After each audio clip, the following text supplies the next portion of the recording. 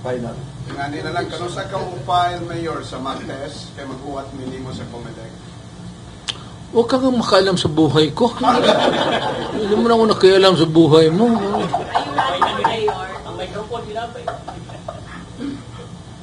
Na maybe, Hindi nga na may kahanga, kami rin nag-endorse sa imo. sige, mga paalamin ko lang kayo. Pagkatapos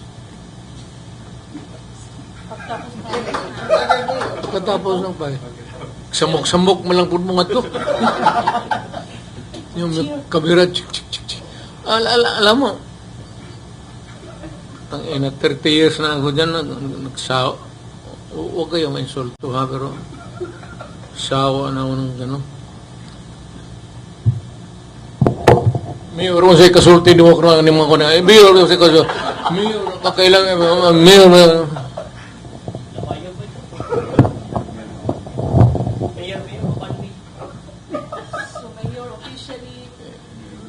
Mayor, asat ha. Hay naman itong mga putang ina. Mayor, asat naman ni Udto. Alas 2 na. I'd be happy to, guys, I enjoy the company of media. Maybe, hindi siguro in the earlier years.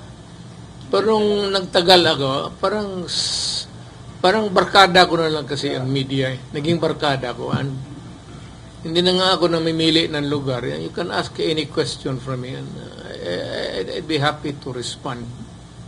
Wala naman akong sikreto. Wala naman ako lahat. Matagal na akong mayor. Nakita naman ninyo ako. Nakita ninyo kung paano ako nag-mayor. Nakita ninyo paano ako nagnakaw. Kung may makita kayo, kasi ako mismo ang nagnakaw, hindi ko nakita kung saan yung putang inang ninakaw ko. Or otherwise, I would not have survived politics. Kung pumasok ako sa korupsyon dito sa Davao, ayan si Juno. Di ka tatagal dito. If you are a corrupt mayor, maybe limited ka, pinakamataas mo 1 term. Hindi mo matago yung City Hall, paano mo nakawin yung pera. And you have to have a good excuse of getting the money from the cashier. So, Duterte Mayor, tandem. Sino ang kaano ko ka? Poster. Kasi sino man sa kanila siguro? Or Colón.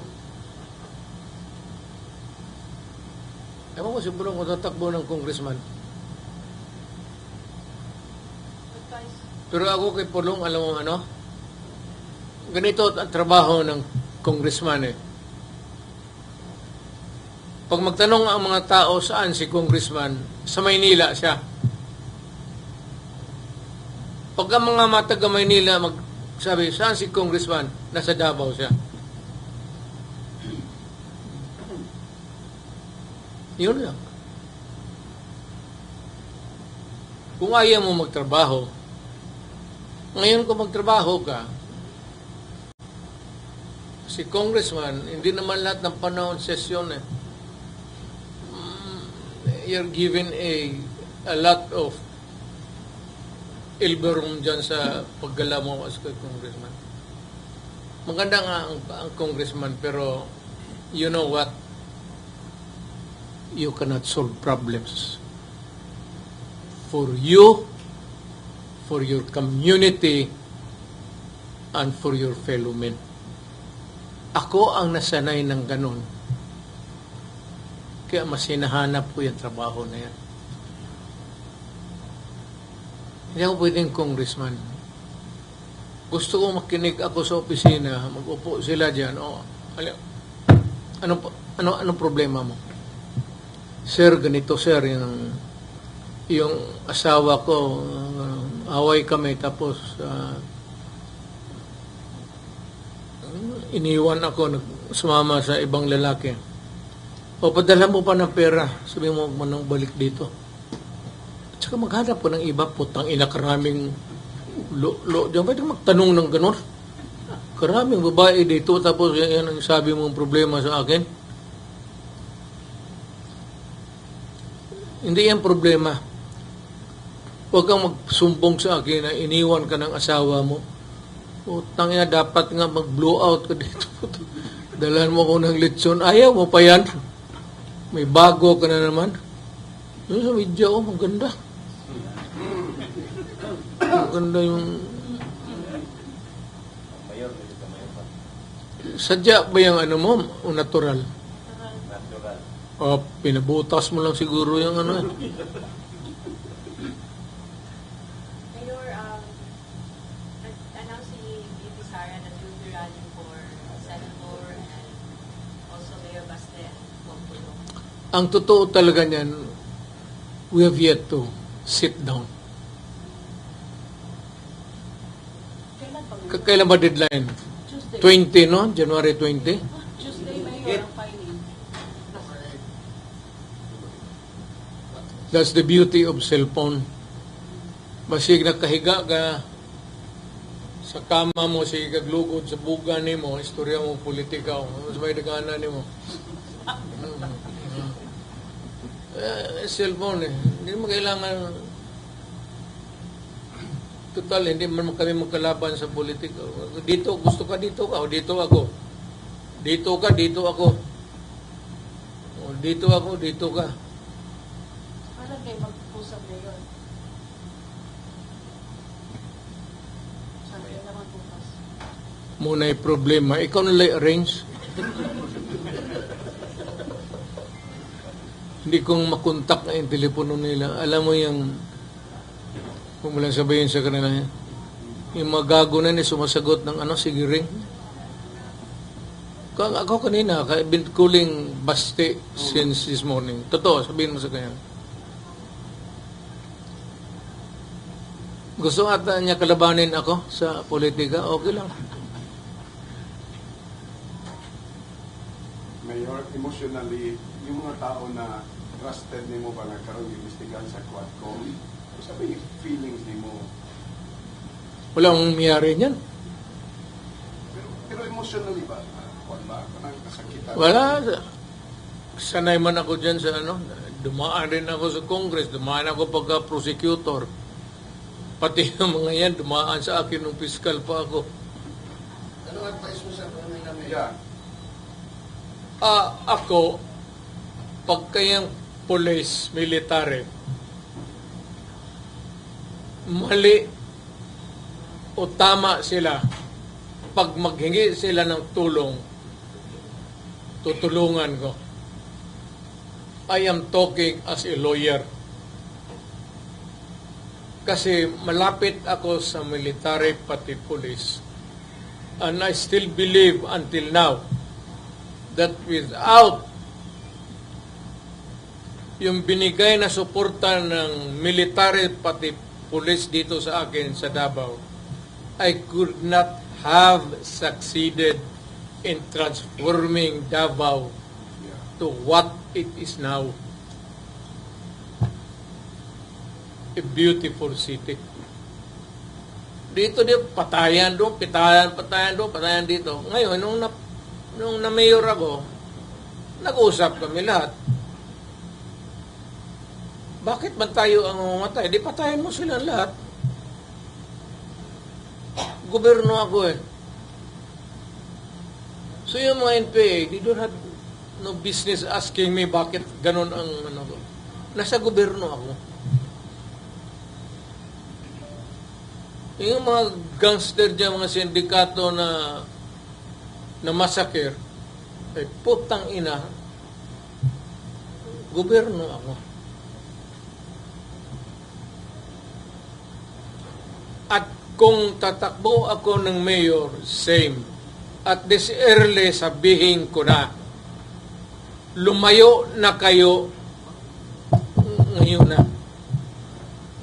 Kung may mga droga ka, maghanap ka na ng ibang lugar, kalaki naman ng Pilipinas, mamili ka, Cebu, Manila, doon kayo. Huwag kayo sa Davao kasi kung ako ang mamayor, mamamatay talaga kayo. Yun ang sinabi ko noong mayor ako. Hindi sila naniniwala. Ay sabi, extrajudicial killing. Putang ina, wag na natin pag-usapan yung sinabi ko sa inyo, wag gawin dito.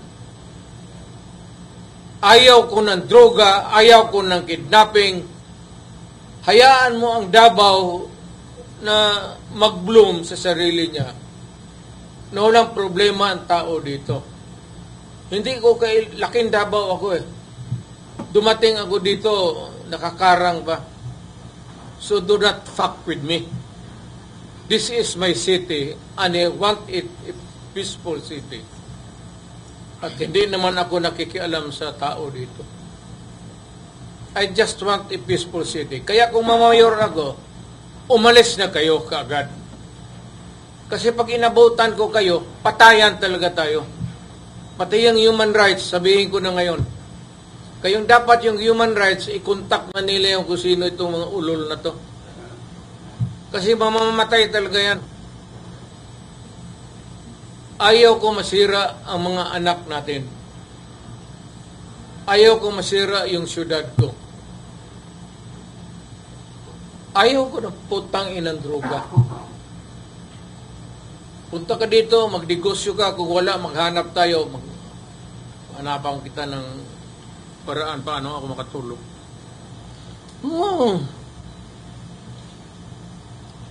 Gobyerno to. Dapat ang gobyerno tarong.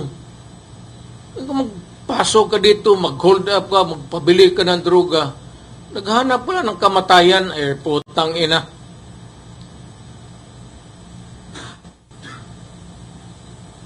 Dito sa Davao, maghanap buhay tayo, mag-asawa tayo, magtayo tayo ng pamilya, may mga anak tayo, maghanap buhay tayo para makapag-aral ang ating mga anak. In the hope na pag natanda na tayo, mamatay tayo, yung second generation ng Davaoenyo ang mag-take over. Kung hayaan ko ang Davao na puro lango ang mag-take over sa that will never happen. Nakikinig yung human rights, utang ina, makinig kayong mabuti.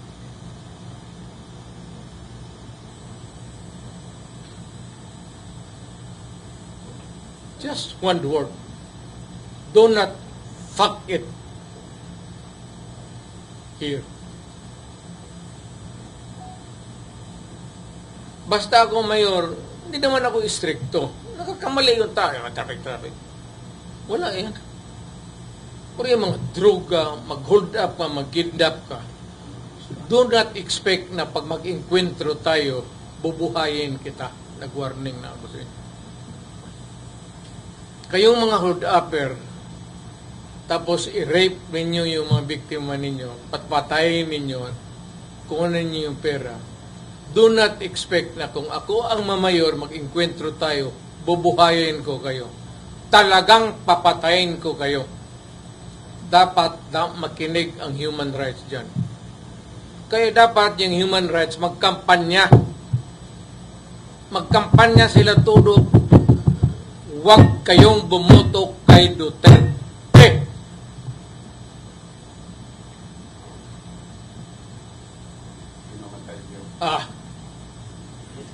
May paglalagyan. Kaminga, bitaw ka Mayor. So, Mayor, how do you rate your success sa anti-corruption? Wala ako. I cannot.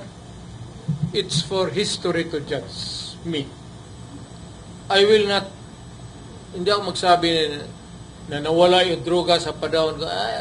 I cannot pass judgment upon myself.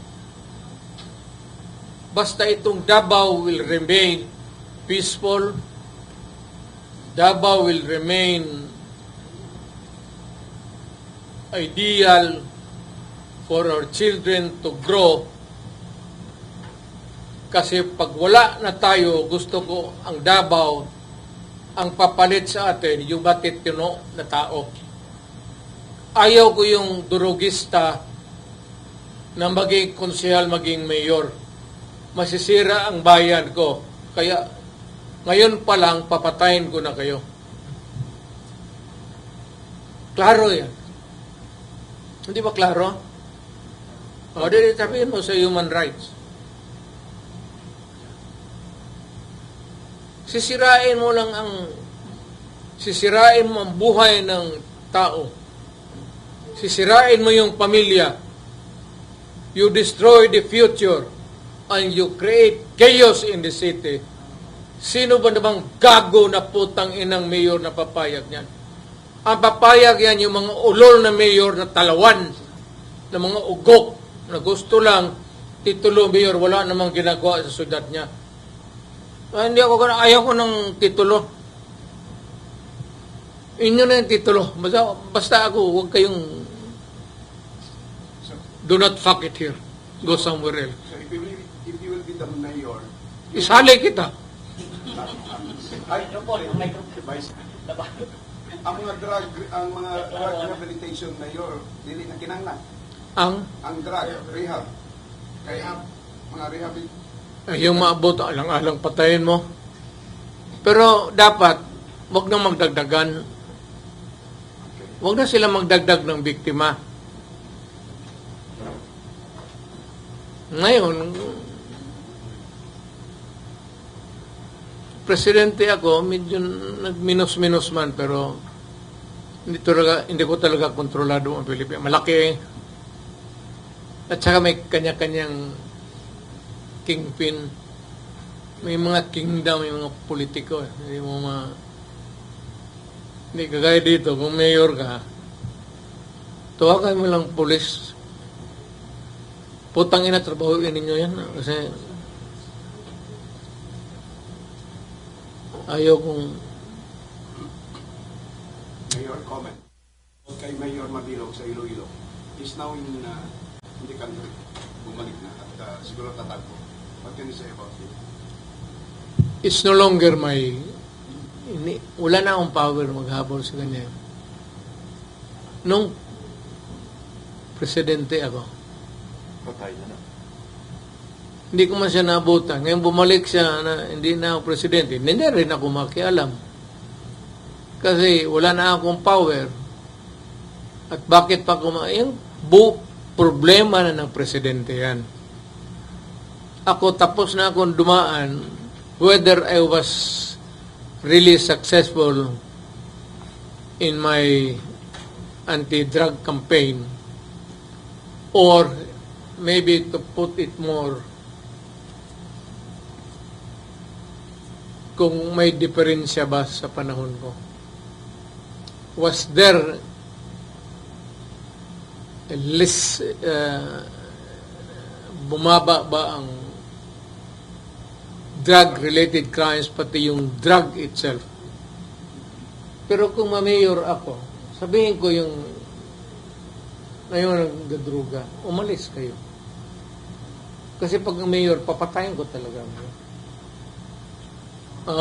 Cross my heart.